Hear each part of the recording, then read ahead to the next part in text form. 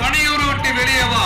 ஏன் வந்து சேலம் போயிட்டு சேலத்துல உள்ள அந்த பிரச்சனைகள் குறித்து எதுவுமே வாய் திறக்கல? ஏன் சேலம்ல பிரச்சனையே இல்லைன்னு? இல்லைம்மா, அப்படி இல்லை. எல்லா இடத்துலையும் அந்த பிரச்சனையை பேசணுன்றது இல்லை. அதை விட முக்கியமானது இந்த இந்த இந்த அரசை பற்றிய பேசினது. எங்க பார்ட்டி ஒரு கிட்ட என்ன பேசுறதுக்குன்னு தனி வேற இல்லைம்மா. நீங்க சரிப்பா, நான் என்ன கேக்குறேன்னா, நீங்க பிரச்சனையா எனக்கு வந்து பல அழுத்தம் கொடுக்குது அப்படின்னு சொல்லிட்டு திமுகவை தான் தொடர்ந்து விமர்சனம் பண்ணாரு. திமுக விமர்சனம் பண்றதுக்கு இவ்வளவு பெரிய மாநாடு தேவையான்ற ஒரு கேள்வி வரும். வேற யாரை இங்க விமர்சனம் பண்ணணும்னு சொல்றீங்க? அரசு ஊழியர்கள் போராட்டம், ஆசிரியர்கள் போராட்டம், இடைநிலை ஆசிரியர்கள் போராட்டம். இந்த அடிப்படையான பிரச்சனைகளுமே வந்து விஜய் அவர்களுக்கு யாரோ சொல்லிதான் தெரியணுமா அப்படின்ற ஒரு கேள்வி இருக்கேன். சொல்லிதான் தெரியணும்னா எப்படி சொல்றீங்க? இல்ல அவ்வளவு பிரச்சனைகளையும் நீங்க சொல்றீங்க. தயவு செய்து நீங்க you go to united nation parliament கூட போங்க, யுனைடெட் யூஎன்க்கு போங்க, எல்லா வெளிநாடு மாநாடுகள் எல்லாம் பாருங்க. சார் ஓகே, டேட்டா வைஸ் தாவேக்கு வந்து தேர்தல் கணிப்பு நடத்த போகும்போது திமுக தாக்குதல் நடத்தினாங்க. அதுல கர்ப்பிணி பெண்களும் இருந்தாங்கன்னு சொல்றாங்க. அந்த இடத்துல விஜய் அவர்களால போய் ஏன் பார்க்க முடியலன்ற ஒரு கேள்வி. இங்க இருந்து ஸ்டான்லி ஹாஸ்பிட்டல் போறாங்கன்னு வைங்களேன், தலைவர் போறாருன்னு தெரிஞ்சா என்ன ஆகும்? இல்ல தனியார் மருத்துவமனையில போய் பார்க்கலாம். இல்ல என்ன ஆகுமா? என்ன ஆகும்? ஸ்டான்லிக்ல ஓகே அக்செப்ட். என்ன ஆகும்? காவல்துறை உள்ள முதல்ல விடாது. நோ நோ ஒன்றும் இல்லைம்மா. இங்கேருந்து சிஎம் வந்து முரசொலி ஆஃபீஸ் போகிறாரு, 50 அடிக்கு ஒரு போலீஸ் நிற்கிறாரா? எதுக்கு நிற்கிறாரு? சொந்த ஊரில் சிஎம் என்ன சொட்டா கொண்டுருவாங்க, கூட்டம் திடீர்னு கூடிச்சுன்னா என்ன பண்ணுறது அப்படின்றதுக்கு தானே. இப்போ இது மாதிரி அங்கே வந்து ஏற்பாடு இருக்குமா? நான் கேட்பதற்கு பதில் சொல்லுங்கள்.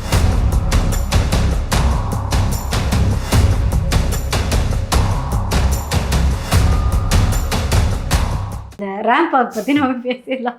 நீங்கள் இமிட்டேட் பண்ணுறதுக்கு இது பண்ணுறது எல்லாமே வந்து எல்லாரும் பண்ணக்கூடிய. ஏன்னா வந்து 2021 வந்து ஸ்டாலின் அவர்கள் ரேம்ப் வாக்லாம் போட்டு நடந்திருக்காங்க. ரைட்டுமா, கரெக்டாக வந்து ஒரு இடத்துல ஒருத்தன் வந்து கட்டி பிடிக்கிறானா, ஒரு இடத்துல வந்து துட்ட போடுறானா? இப்படி ஏமா அடிச்சாங்க காப்பிமா. அப்படியே இவங்க வந்து தேர்தல் அறிக்கையெல்லாம் காப்பி அடிப்பாங்கன்னு சொல்லி ராமதாஸே குற்றம் சொல்லியிருக்காரு. தேர்தல் அறிக்கை நாங்கள் ஒரு தேர்தல் அறிக்கை ரெடி பண்ணால் அப்படியே காப்பி அடிச்சு வச்சுறாங்கன்ட்டு. இந்த மகளிர் கலைஞர் உரிமை தொகை கூட ஸ்டாலின் அவர்களை பார்த்து எடப்பாடி அவர்கள் காப்பி அடிச்ச மாதிரி இல்லைங்க. இது வந்து 1000 ரூபான்றது மக்கள் நீதி மையத்தோட தேர்தல் அறிக்கை. 1000 ரூபாய் நாங்கள் கொடுப்போம், அதை அப்படியே காப்பி அடிச்சு வச்சாங்க. இப்போ இது மாதிரி தேர்தல் அறிக்கை நல்ல ஐடியாஸ் தான் காப்பி வச்சாங்க, மாநாட்டையே காப்பி அடிக்கிறாங்க. இப்போ அதுக்கு அடுத்த நாள் இன்னொரு விஷயம் பண்ணார், அதை நோட் பண்ணி. என்னது?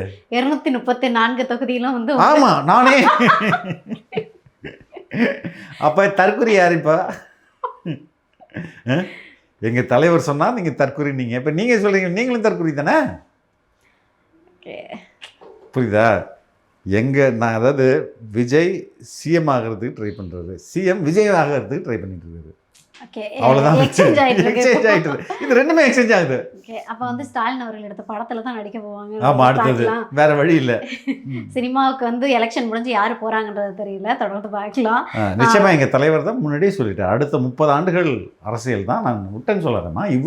இவ்வளோ ஓப்பனா யாரால டிக்ளேர் பண்ண முடியும்? உதயநிதி வந்து இந்த மாதிரி படம் எடுக்க மாட்டேன்னு சொல்ல முடியுமா? இல்ல, உதயநிதி அவர்களுமே வந்து எலெக்ஷனுக்கு வரும்போது நான் இனி படம் நடிக்க மாட்டேன்னு வேற எடுக்கிறத விட்டுவாருதாங்க. இல்ல, ஸ்டாண்ட் எடுத்துட்டு தானே வந்து படம் இனிமே எடுக்க மாட்டாரு. ஏன்னா கொள்ளையடிக்கிற காசு ஆட்சியில இருந்தா தான் கொள்ளையடிச்சு படம் காசு வச்சு படம் எடுக்க முடியும். ஓகே, அதனால வந்து அதுவும் வாய்ப்பு இல்லை ப்ரொடியூஸ் பண்ணுறதுக்கு. ஓகே, பொதுவாகவே வந்து விஜய் அவர்களுடைய அந்த மாநாடு அப்படின்னா எல்லா இடங்கள்லையுமே போயிட்டு என்ன பிரச்சனை இருக்கோ அதுதான் ஃபஸ்ட்டு முன்வைப்பாங்க. ஏன் வந்து சேலம் போயிட்டு சேலத்தில் உள்ள அந்த பிரச்சனைகள் குறித்து எதுவுமே வாய் திறக்கல? ஏன் சேலமில் பிரச்சனையே இல்லைன்னு? இல்லைம்மா, அப்படி இல்லை. எல்லா இடத்துலையும் அந்த பிரச்சனையை பேசணுன்றது இல்லை. அதை விட முக்கியமானது இந்த இந்த இந்த அரசை பற்றிய பேசினது இருக்குல்ல. ஏன்னா எப்பவுமே வந்து பொதுமக்களுக்கான ஒரு கூட்டமாக இருக்கும். விஜய் அவர்கள் வெளியில் வந்து பேசினா இந்த தடவை வந்து பொதுமக்களுக்கானதாகவும் இல்லை, எல்லாமே வந்து நிர்வாகிகள் தான் வந்திருந்தாங்கன்னு சொன்னாங்க. ஸோ அப்படி இருக்கும்போது நீங்கள் பேச வேண்டிய விஷயம் அப்படின்றது பிரச்சனைகளை குறித்தும் பேசணும் இல்லையா? நீங்கள் தெளிவாக சொன்னீங்க, நிர்வாகிகள்கிட்ட தானே பேசினாரு. பொதுமக்கள் போது அது வேற மாதிரி இருக்கும். பிரச்சனைகள் அப்போ பேசுவீங்களா? ஆமா, எங்க பார்ட்டி ஒரு கிட்ட என்ன பேசுறதுக்குன்னு தனி வேற இல்லைம்மா. சரிப்பா, நான் என்ன கேக்குறேன்னா, நீங்க அது பிரச்சனையா உங்களுக்கு? சரி, பிரச்சனையை தானே சார் பேசணும். அதுதான் பிரச்சனை. அப்படி இல்லை, அப்படி இருக்கணும்னு அவசியம் இல்லை. அவருக்கு என்ன பேசுறாரு மக்கள் புரிஞ்சுதா, மக்கள் ஏத்துக்கிட்டாங்களா? That's it. இல்ல, அங்க போயிட்டு விஜய் அவர்கள் பேசின விஷயம் என்ன அப்படின்னா, எனக்கு வந்து பிரச்சனை இருக்குது, எனக்கு வந்து திமுக மறைமுகமாக பிரச்சனை கொடுக்குது, எனக்கு வந்து பல அழுத்தம் கொடுக்குது அப்படின்னு சொல்லிட்டு திமுகவை தான் தொடர்ந்து விமர்சனம் பண்ணார். திமுக விமர்சனம் பண்ணுறதுக்கு இவ்வளோ பெரிய மாநாடு தேவையான்ற ஒரு கேள்வி வரும். வேற யாரை இங்கே விமர்சனம் பண்ணணும்னு சொல்றீங்க? மக்களோட பிரச்சனையை பேசணும், மக்களுக்கு என்ன பிரச்சனை இருக்குன்றத பேசணும், மக்களுக்கு நான் என்ன செய்ய போறேன்றத ரொம்ப பேசணும். தெளிவாக சொன்னார். எலெக்ஷன் மேனிஃபெஸ்டோ ரெடி ஆகிட்டு இருக்கு. வந்தோடனே மொத்த புக்கை நான் உட்காந்து பேசுகிறேன். பேஜ் டு பேஜ் பேசலாம். ஓகே. ஓகே. இப்போ சேலம் போயிருக்கீங்க. சேலத்தில் வந்து முக்கியமான ஒருத்தரை பற்றி பேசணும். ஏன்னா நீங்கள் இதுக்கு முன்னாடி வந்து இது வரைக்கும் ஆரம்பிக்கலைன்னா பரவாயில்ல, ஆரம்பித்து விட்டுட்டீங்க. என்ன அப்படின்னா, இதுக்கு முன்னாடி பார்த்தீங்கன்னா பனையூரில் பேசும்போது கூட விஜய் அவர்கள் சொன்னாங்க ஊழல் கட்சி அப்படின்னு சொல்லிட்டு அதிமுக விமர்சனம் பண்ணாங்க. இப்போ சேலம் போயிருக்கும் போது எடப்பாடி அவர்கள் அங்கே என்ன செய்யலை, எடப்பாடி அவர்கள் என்ன பிரச்சனை எல்லாம் பண்ணிட்டு இருக்காங்க? அவங்க வந்து டார்க்ல இருக்காங்கம்மா. Dark factor. அவங்க தலைவர் தான் சொன்னாரு, இருட்டில் இருக்கவங்களை பத்தி எதுக்கு பேசுறீங்க? இப்போ அவங்க ஃபோர்ஸே கிடையாதுல்ல சார். பாஜக என்டிஏ கூட்டணியோட சேர்த்து 3% அவங்க களத்திலே இல்லம்மா. பாஜக டிடிவி சார் இருக்காரு, அவருக்கு எத்தனை பர்சன்ட்? ஏமா, அதாவது எல்லா துரோகிக்கணும் ஒரு கூட்டணி அமைச்சா எப்படி இருக்கும்? எடப்பாடிக்கு துரோகம் செய்தவர் யாரு? டிடிவி. அப்போ வந்து டிடிவிக்கு துரோகம் செய்தது யாரு? எடப்பாடி, இபிஎஸ். அண்ணாமலை யாரை அசிங்கமாக பேசினாரு? இபிஎஸ். அன்புமணி இபிஎஸ் எப்படி பேசினாரு? ரொம்ப அசிங்கமான வார்த்தைகள்லாம் பயன்படுத்தினார்ல. இப்போ இவங்கெல்லாம் சேர்ந்து ஒரு கூட்டணி அமைச்சிருக்காங்க. ட்ரைட்டர்ஸ் தானே. இவருக்கு அவர் ட்ரைட்டர், அவருக்கு இவர் ட்ரைட்டர். இவங்களை எதுக்கு பேசணும்? They are not in the game. ரேஸ்லே இல்லை அப்படின்றீங்களா? கேம்லே இல்லை அவங்க. The game is between TVK and DMK. நீங்கள் அவங்கள்ட்ட தான் அவங்க பவரை வந்து தப்பாக யூஸ் பண்ணிகிட்டு இருக்காங்க. மிஸ்யூஸ் பண்ணுறது யார்? டிஎம்கே. அவங்கள தானே நம்ம எடுக்கணும் வெளியில். ஆல்ரெடி பவர் இல்லாமல் இருக்கவங்கள பேசி என்ன தே ஆர் இன் டார்க். அதான் தலைவர் அழகாக சொல்லிட்டு போயிட்டாரு. ஓகே. இப்போ பல்வேறு பிரச்சனைகள் குறித்து விஜய் அவர்கள் பேசினார். எனக்கு என்னென்னா, இப்போ விஜய் பேசினது எல்லாமே வந்து அடிப்படையான பிரச்சனைகள். ரோடு இல்லை, தண்ணி வசதி இல்லை, இது எல்லாமே ரொம்ப அடிப்படையான பிரச்சனைகள். பட் இந்த அடிப்படையான பிரச்சனைகளுமே வந்து விஜய் அவர்களுக்கு யாரோ சொல்லி தான் தெரியணுமா அப்படின்ற ஒரு கேள்வி இருக்கே. சொல்லி தான் தெரியணும்னா எப்படி சொல்றீங்க? இல்லை, அவ்வளோ பிரச்சனைகளையும் நீங்கள் சொல்கிறீங்க. அவருக்கு மற்றவங்க சொல்லி தான் தெரியும்னு நீங்கள் எப்படி சொல்கிறீங்க? இல்லை, விஜய் அவர்கள் பிரச்சனைகளை லிஸ்ட் அவுட் பண்ணும்போது மட்டும்தான் எல்லாத்தையுமே பார்த்து சொன்னாங்க. அப்படின்றப்ப விஜய் அவர்கள் சொன்ன எல்லா விஷயமே ரொம்ப அடிப்படையான பிரச்சனைகள். அப்படின்றப்ப அதையே நம்ம ஏன் பார்த்து லிஸ்ட் அவுட் பண்ணணும்னு தான் கேட்குறேன். இல்லை, இதில் என்ன தப்பு இருக்கு? அடிப்படை பிரச்சனை ஏமா, அது கரெக்ட் தான். நான் கூட பார்த்தாமா படிப்பேன். அடிப்படை பிரச்சனை சொல்ல அடிப்படை. இதில் என்ன தப்பு இருக்குன்னு கேட்குறேன். இவ்வளோ பிரச்சனைகள் லிஸ்ட் அவுட் பண்ணுறதுல என்ன தப்பு இருக்கு சார்? அடிப்படை பிரச்சனைகளை காமன் பர்சன்ட்ட போய் கேட்டால் கூட என்ன சார் திமுக இது வரைக்கும் உங்களுக்கு என்ன பண்ணலை, தமிழகத்தில் என்ன பிரச்சனை இருக்குன்னு கேட்டால் ஒரு காமன் பர்சனால சொல்ல முடியுமா? சொல்ல முடியும். இதில் what is wrong in it? Sir, அடிப்படை பிரச்சனையவே நம்ம பார்த்து படிக்கிறோம்னா என்னைக்கு நம்ம வந்து பிரச்சனைகளை தெரிஞ்சுக்கிட்டு பார்த்து படிக்கிறதுல என்னமா தப்பு இருக்கு? அது பேச்சு போட்டி நடக்குதா, இல்லை மனப்பாட போட்டி நடக்குதா? ஒரு தயவு செய்து நீங்கள் you go to United Nations, பார்லிமெண்ட்டுக்கு கூட போங்க, யுஎனுக்கு போங்க, எல்லா வெளிநாடு மாநாடுகளெல்லாம் பாருங்க. டேட்டா வைஸ்ல நான் என்ன பேச போறேன்னு முன்னாடியே பிரிண்ட் அவுட் எடுத்து எல்லா கையிலும் கொடுத்துருவாங்க. அம்பேத்கரே அப்படி தான் பண்ணுவார். இதுதான் இன்டர்நேஷ்னல் ஸ்டாண்டர்டு. நம்ம ஊரில் தான் அது ஏதோ ஒரு பெரிய மனப்பாடம் பண்ணி பேசுறது வந்து ஒரு பெரிய தகுதின்னு நினச்சிப்பாங்க.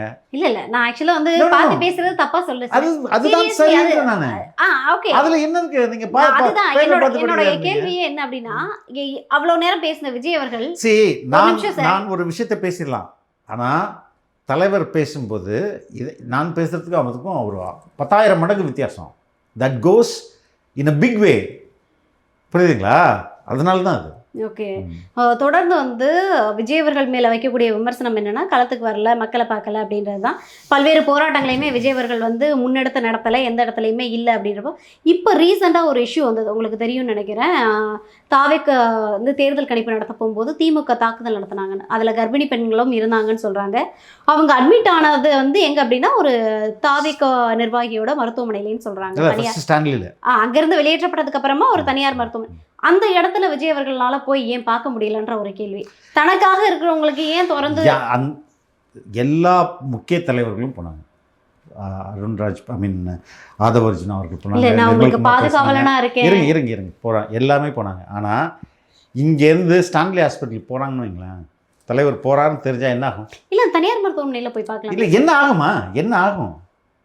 நீங்களே சும்மா ஒரு இல்ல ஸ்டான்லிக்ல ஓகே அக்செப்ட். என்ன ஆகும்? காவல்துறை உள்ள முதல்ல விடாது. நோ நோ என்ன ஆகும்? என்ன கிரவுட் நடக்கும்? ஜாஸ்தி ஆகும். விஜய் அவர்கள் வர்றோம் தெரிஞ்சா பயங்கர க்ரௌட் கொடுமா? அகைன் காவல்துறைக்கு பிரச்சனை வருமா? லத்தி சார்ஜ் பண்ணுவாங்களா? இது அவங்க ஒரு எப்படா ஒரு வாய்ப்பு கிடைக்குன்னு வெயிட் பண்ணுறா இல்லையா இந்த காவல்துறை? இது வெயிட் பண்ணிட்டு இருக்காங்களா இல்லையா? இந்த அரசு வெயிட் பண்ணிட்டு தான் இருக்குல்லையா?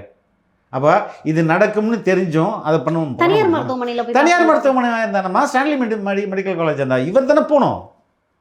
இவ்வளோ சிக்கல் வருமேங்க. தனியார் மருத்துவமனையில நம்ம போய் பார்க்கறது யாருக்கு சார் தெரியும்? என்னம்மா ஹெலிகாப்டர்ல போய் இறங்க சொல்றீங்களா?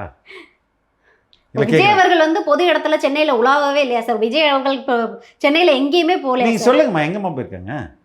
என்ன சார் இது வரைக்கும் விஜய் அவர்கள் வந்து இப்போ கூட்டம் போட்டு கூட்டம் நடக்க போகுதுன்னு சொன்னா பொது இடத்துக்கு போகும்போது கூட்டம் வருமா வராதா? நான் அதை மட்டும் சொல்லுங்க. அதான் சார் கூட்டம் வரும். எப்படின்னா விஜய் அவர்கள் அங்க வந்திருக்காங்கன்னு தெரிஞ்சா. தெரியாம எப்படிமா போக முடியும்? அங்க நிச்சயமா தலைவர் வராரு உங்களை சந்திக்கன்னு சொல்லுவாங்களா இல்லையா? நான் என்ன சொல்றேன், அடிப்பட்ட கேஷுவலா போயிட்டு பார்த்துட்டு வரும். அதாம கேஷுவலா போக முடியாது இல்லைங்க. இப்போ ஒன்றும் இல்லைம்மா, இங்கே இருந்து சிஎம் வந்து முரசொலி ஆஃபீஸ் போறாரு. அறிவாலயத்துலேருந்து ஒரு 5 கிலோமீட்டர் கூட இருக்காது, 3 கிலோமீட்டர். என்ன எப்படி போறாரு? பாதுகாப்போட போறாரு. என்ன எப்படி பாதுகாப்பு போறாங்க? ரோட பிளாக் பண்ணி அந்த ஒவ்வொரு 10 அடிக்கும் ஒரு போலீஸ் நிற்கிறாரா? 20 அட்லீஸ்ட் ஒரு 50 அடிக்கு ஒரு போலீஸ் நிற்கிறாரா? எதுக்கு நிற்கிறாரு? சொந்த ஊரில் சிஎம் என்ன சொட்டா கொண்டுருவாங்க? இல்லை கூட்டம் திடீர்னு கூடிச்சுன்னா என்ன பண்ணுறது அப்படின்றதுக்கு தானே. இப்போ இந்த மாதிரி அங்கே வந்து ஏற்பாடு இருக்குமா? நான் கேட்பதற்கு பதில் சொல்லுங்க. இருக்காதுன்னு போது எப்படி அங்கே போகிறது? வேணும்னா லத்தி சார்ஜ் திடீர்னு எங்கே கூட்டம் போகிறாங்க லத்தி சார்ஜ் பண்ணுவாங்களா? அடிப்பாங்களா காவல்துறை தொண்டர்களை? நான் கேட்குறதுக்கு பதில் சொல்லுங்கள். அப்போ இது ஒரு பாப்புலரான நரேட்டிவு. இப்படி வந்து பண்ணுறது எங்கேயுமே போக மாட்டான்றது இவங்க வைக்கிற ஒரு நரேட்டிவ், மீடியா நரேட்டிவ். சரிங்களா? வாகனத்தில் ஏறின உடனே வந்து மக்களை என்கரேஜ் பண்ணுற மாதிரியும் மக்கள்கிட்ட ஃபஸ்ட்டு ஒரு ஜாலியான வைப்பை க்ரியேட் பண்ணுறது மாதிரி தான் இருக்கும்.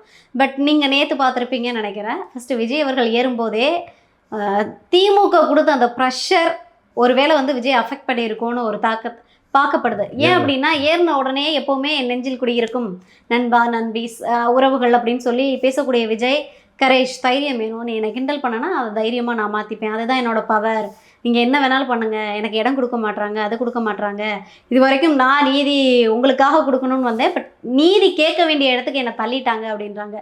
ஒருவேளை அந்தளவுக்கு திமுக அழுத்தம் கொடுத்ததால விஜய் அவர்கள் அஃபெக்ட் ஆகியிருக்காங்க. திமுக அழுத்தம் வந்து எங்களுக்கு வந்து எதுவும் அஃபெக்ட் பண்ணாது. இவ்வளவு இடத்துல ஜாலியா இருந்த விஜய் அவர்களால அதான் சொல்றேன். என்னன்னா அவங்க அப்படி அரண்டு போயிருக்கிறாங்க. பட் அவங்க என்ன செய்யறாங்கன்றதே மக்கள்கிட்ட சொல்லணும்ல, சொல்லித்தானே ஆகணும். நானே பல முறை நிறைய இன்டர்வியூவில் சொல்லியிருக்கேன், கட்சியில் சேராதுக்கு முன்னாடி சொல்லியிருக்கேன், சேர்ந்த அப்புறம் சொல்லியிருக்கேன். என்னென்ன பிரச்சனைகள் வருதுன்னு மக்களுக்கு சொல்லணும்ல, அப்போ தானே மக்களுக்கு தெரியும். அது சொன்னால் தானே அவங்க நம்மளுக்கு எல்லாருக்கும் தெரியும். அதனால தான் சொல்கிறாங்க. ஏன்னா இல்லை அது நார்மலாக தெரிஞ்ச விஷயம்தான். பட் நீங்கள் பேசிட்டு எப்பவும் போல ஒரு ஜாலி வைப்பை கிரியேட் இல்லை இது வந்து கொஞ்சம் வந்து ஆக்ரோஷமான ஸ்பீச் மாதிரி கொஞ்சம். அப்போ வந்து அதான் it is not impacting us. இது வந்து இதோடலாம் பயங்கரமான ப்ரெஷர்லாம் எங்கள் தலைவர் பார்த்துட்டு வந்துட்டார். அவருக்கு வந்து நீ ஏன் நேர்மையாக செயல்பட மாட்டேங்கிற? ஏன் எனக்கு மட்டும் ஒரு சட்டம் இங்கே திமுக பண்ணுது, அப்போ திமுக இஷ்டத்துக்கு பண்ணியிருந்தா. ஆனால் அவன் பார்க்க வர மாட்டேங்கிறான். எவனும் ரோட் ஷோன்றாங்க, அந்த ஷோன்றான், டீ குடிக்கிறாங்க, உடனே நடப்பா பக்கத்தில் போய் ஓரமாக விளையாடுப்பா அப்படின்ற மாதிரி அவங்கள ட்ரீட் பண்ணிகிட்டு இருக்காங்க. அதே மாதிரி அதிமுக எல்லா மக்கள் சந்திப்பு நடத்துது, ரோட் ஷோ பண்ணுறாங்க, என்ன வேணால் பண்ணிக்கிறாங்க. ஆனால் எங்களுக்கு எதுக்கு இவ்வளோ ரெஸ்ட்ரிக்ஷன்? அப்போ நீங்கள் ரொம்ப நேர்மையற்றவர்கள் தானே, உன் வேலையை நீ செய்ய மாட்டேங்கிறல்ல. அப்போது ரெண்டாவது தாவேக்காவோட இம்பேக்ட் தானே இவ்வளோ அள்ளி இவங்க செலவு பண்ணுறது. ரெண்டாவதுமா இங்கே பாருங்கள், ஒரு எல்லா கட்சிகளுக்கும் மிகப்பெரிய செலவினம் எதுனா மாநாடு நடந்தது தான். ஏன்னா ஒரு இப்போ அண்மையில் இப்போ விருதுநகரில் நடந்த மாநாட்டை பார்த்தீங்களா நீங்கள்? என்ன பண்ணார்? சந்திரமுக மாறின மாதிரி ரேம்ப் வாக்கு, அதாவது லொல்லு சபா நிகழ்ச்சி மாரி. அது ஒரு நல்ல படத்தை இவங்க வந்து கிண்டல் பண்ணுவாங்களே, அது மாதிரி ஆயிடுச்சு. எங்கள் தலைவர் மாதிரி மாறணும்னு அவர் ட்ரை பண்ணுறாருமா. எதுக்கு சொல்ல வந்தேன்னா, அவ்வளோ கூட்டம் அந்த இப்போ விருதுநகர் மாநாட்டுக்கு அவ்வளோ பேரை கூப்பிடணும், அவ்வளோ சேர் போடணும், அவங்களுக்கு டிஃபன் கொடுக்கணும், அவங்களுக்கு சரக்கு கொடுக்கணும், அவங்களுக்கு ட்ரெஸ்ஸு கொடுக்கணும். இது வந்து it is not a ordinary expense. ரொம்ப நீங்கள் எதிர்பார்க்காத முடியாத அளவுக்கு அங்கே பல கோடிகள் செலவு பண்ணோம். அப்படி செலவு பண்ணால் தான் அவங்களுக்கு அவ்வளோ கூட்டம் கூட்ட முடியும். ஆனால் எங்களுக்கு வராதிங்கன்னு தான் சொல்கிறாங்க. இங்கே நிறைய பேர் வராதிங்கப்பா, எப்பா 5 பேர் 5000 தான்ப்பா இடம், வராதிங்கன்னு சொன்ன பிறகும் இவ்வளோ கூட்டம். இது ஒரு சக அரசியல் கட்சியை கடுப்பேற்றுதா? ஆனால் இவ்வளோ கோடி நம்மளை செலவு பண்ணுறோம், அவங்க ஒன்றுமே பண்ணாமல் இஷ்டத்துக்கு எறும்பு மாதிரி வந்து நிற்கிறாங்களே, என்னடா பண்ணுறதுன்னு அவங்களுக்கு ரொம்ப துன்பப்படுத்தும். அதனால தான் இவ்வளோ ரெஸ்ட்ரிக்ஷன். விசில் கூட வந்து ரீசெண்டாக பறித்து வச்சுருப்பாங்க, சேப்பாக்கம் மைதானத்துக்குள்ள அலோவ் பண்ணல.